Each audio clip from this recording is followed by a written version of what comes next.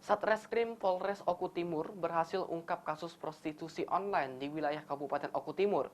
Pelaku mucikari yang masih di bawah umur berhasil ditangkap saat hendak melakukan transaksi perdagangan anak di bawah umur di salah satu hotel kelas melati di Kecamatan Martapura, Kabupaten Oku Timur.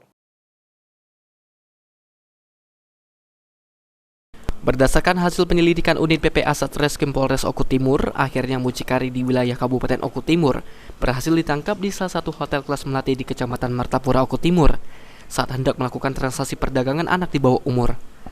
Dari tersangka berinisial IWM 17 tahun, polisi mengamankan barang bukti uang Rp1.300.000 dari hasil transaksi pelaku IWM.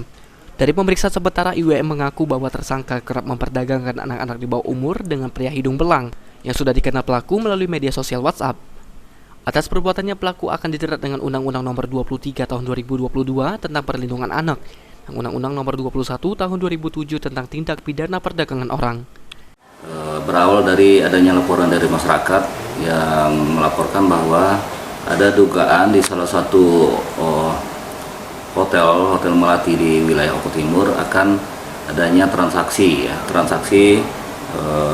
jual beli atau eksploitasi terhadap anak di bawah umur. Nah, dari laporan tersebut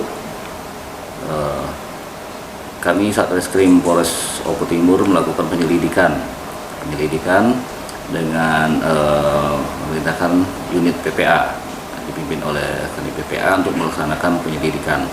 Nah, pada saat dilakukan penyelidikan di lokasi ternyata kita menemukan adanya tiga orang di sana yang sedang melakukan transaksi. Aji Delia, PAL TV.